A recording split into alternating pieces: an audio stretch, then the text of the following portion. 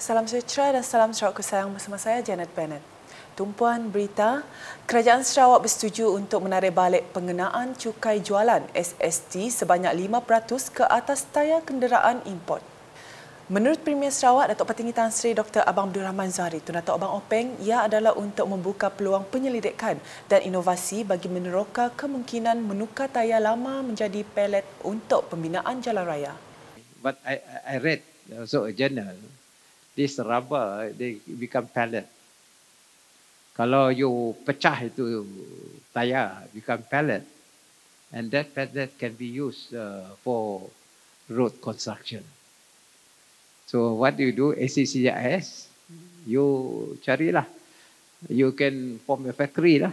You collect all the tire. And then you pecah itu tayar.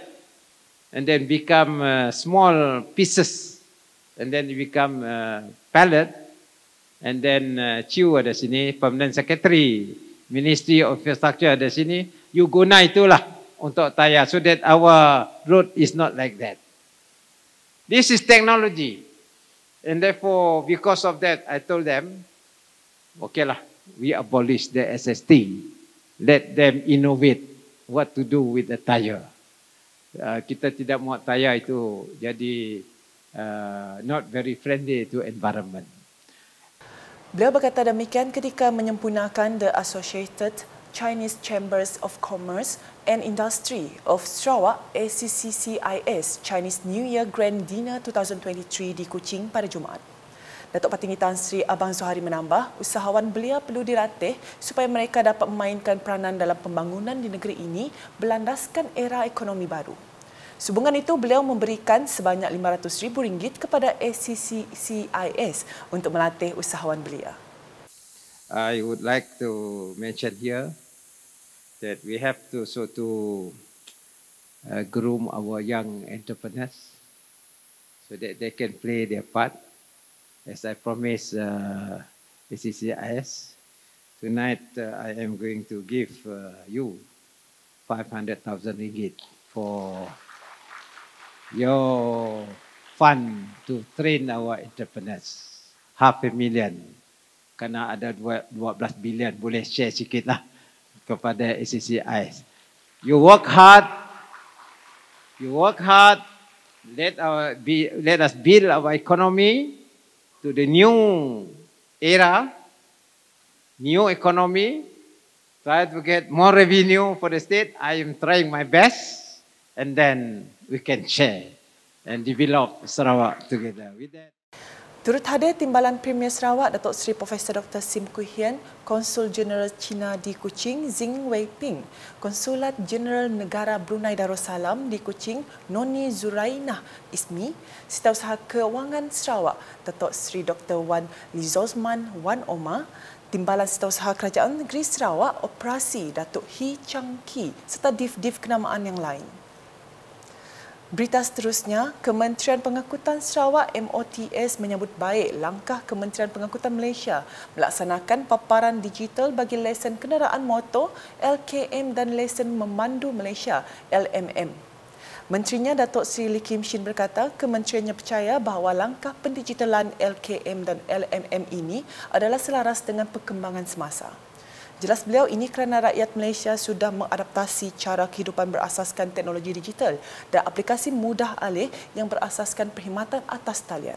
Beliau berkata demikian dalam satu kenyataan media pada Jumaat sebagai mengulas keputusan Kementerian Pengangkutan Malaysia melaksanakan eLKM dan eLMM itu sebagai langkah digitalisasi dalam perkhidmatan teras Jabatan Pengangkutan Jalan JPJ fasa pertama. Bermula Jumaat, pemilik kenderaan persendirian warga negara tidak perlu lagi mempamerkan cukai jalan pada kenderaan masing-masing tetapi boleh menggunakan mod paparan digital. Sementara itu, beliau menambah melalui pendigitalan perkhidmatan JPJ, pihaknya percaya ia akan bolehkan kerajaan menyampaikan perkhidmatan kepada rakyat umum secara lebih berkesan. Selanjutnya, seramai 1,131 atlet terdiri daripada penjawat awam menyertai Pesta Sukan Antara Yayasan Negeri se-Malaysia Persaya ke-14 yang berpusat di Sarawak bermula 10 hingga 19 Februari 2023. Menurut Menteri Pelancongan Industri Kreatif dan Seni Persembahan Sarawak, Datuk Seri Abdul Karim Rahman Hamzah, penganjuran temasya sebegini memerlukan kerjasama semua pihak dalam mengukuhkan ikatan silaturahim serta memacu semangat kesukanan. Ya, sedikit semangat mempunyai makna-makna tertentu dan antara lain adalah untuk memupuk silaturahim di antara anggota-anggota dalam yayasan-yayasan dan juga memupuk mengeratkan integrasi nasional di antara kita dalam Malaysia. Berucap pada perasmian Majlis Pesaya ke-14 bertempat di Stadium Perpaduan Petrajaya pada Jumaat, Menteri Belia Sukan dan Pembangunan Usahawan itu menambah, Yayasan Sarawak turut mengadakan beberapa program sampingan dalam usaha mendedahkan keunikan negeri ini kepada kontijen dari luar. Acara bersempena sambutan 60 tahun Hari Kemerdekaan Sarawak itu disertai sebanyak 14 kontijen dari pelbagai agensi yayasan seluruh negara iaitu Yayasan Sabah, Yayasan Pahang, Yayasan Pelajaran Johor, Yayasan Perak, Yakin, Yayasan Wilayah Persekutuan, Yayasan Terengganu, Yayasan Islam Negeri Kedah, Yayasan Melaka, Yayasan Selangor, Yayasan Islam Perlis, Yayasan Negeri Sembilan dan Yayasan Sarawak selaku tuan rumah. Sebanyak 14 jenis sukan akan dipertandingkan merangkumi bola sepak, badminton, bola baling, bola jaring, bola tampar, tepin bowling, dart, e-sukan, futsal, golf, karom, petong, pingpong dan sepak takraw. Hadir sama pada majlis berkenaan ialah Setiausaha Kerajaan Sarawak merangkap Timbalan Pengerusi Yayasan Sarawak Datuk Amar Muhammad Abu Bakar Mazuki, Pengarah Yayasan Sarawak Mezal Abang Rosli serta tetamu kenamaan yang lain. Manakala di Betong, sebanyak RM750,000 diperuntukkan Ahli Dewan Undangan Negeri Adun Bukit Saban, Datuk Amar Douglas Ugat Mbas untuk melaksanakan 5 projek transformasi luar bandar RTP di kawasan Sepau. Projek tersebut merangkumi naik taraf padang futsal di Serudit, Sepau bernilai RM100,000, naik taraf prasarana rumah panjang Samu, Paku Sepau juga bernilai RM100,000, membina tanjur konkrit di rumah panjang Samu Paku Sepau dengan kos RM200,000, naik taraf prasarana rumah panjang di Lepaung, Anyut Paku juga dengan kos RM100,000 dan bina baru jabatan I-Beam di rumah panjang Sepuna Paku dengan kos RM250,000. Sehubungan itu, satu lawatan telah diadakan oleh penolong jurutera awam dari JKR bahagian Betong, Abang Rafizul Abang Noria pada Khamis bagi memperhalusi dan memutamatkan spesifikasi beberapa projek yang telah disenaraikan di bawah peruntukan RTP tahun 2023 dengan JKR bahagian Betong selaku agensi pelaksana. Selain itu, lawatan itu juga digunakan untuk bersemuka dan berbincang dengan penerima berkaitan dengan projek yang bakal dilaksanakan di komuniti masing-masing. Pada sebelah petang, Abang Rafizul meninjau 3 lagi tapak projek RTP Adun Bukit Saban di sekitar kawasan Ulu Layar, Betong.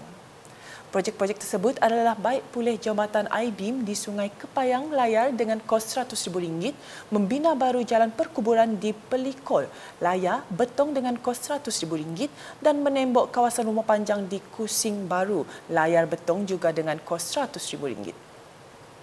Keperkembangan di Kapit, isu sekolah daif di kawasan pedalaman Sarawak dan Sabah akan diberi perhatian khusus dalam pembentangan bajet 2023 pada 24 Februari ini.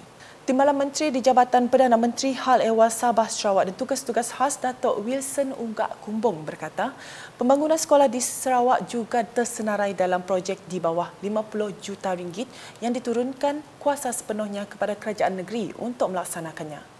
Ahli Parlimen Hulu Rejang itu menegaskan pendidikan amat penting untuk semua sambil berkata pelajar hari ini sangat beruntung kerana memiliki banyak fasiliti pembelajaran untuk keselesaan mereka. Beliau berkata demikian pada Majlis Anugerah Pelajar Cemerlang SMK Selirik tahun 2022 di Dewan Setia Kasih SMK Selirik Kapit pada Jumaat. Dalam ucapannya juga, beliau menggesa ibu bapa agar memantau aktiviti anak-anak mereka bagi mengelak terjebak dalam masalah dadah yang menjadi ancaman kepada sekolah. Pada majlis sama, Datuk Wilson turut mengumumkan peruntukan sebanyak RM20,000 kepada PIBG SMK Selirik, RM5,000 untuk guru dan RM10,000 untuk PPD Kapit. Di Kota Semerahan, Ahli Parlimen Batang Sadong Rodiah Sapi'i menegaskan anak-anak merupakan aset yang paling bernilai kepada sebuah negara. Katanya anak-anak akan menjadi generasi pelapis yang akan memimpin negara pada masa akan datang. kami ingin mengingatkan bahawa anak-anak tu merupakan aset negara yang paling bernilai, di mana mereka tu adalah pelapis yang boleh memimpin negara. Mungkin pada suatu hari kelak anak-anak yang berdiri di tepiannya yang akan berada di depan tu memberi ucapan.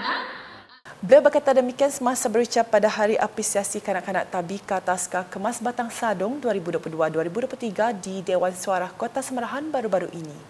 Menurut beliau, kanak-kanak yang cemerlang adalah contoh generasi awal yang baik serta menjadi teladan kepada rakan-rakan yang lain.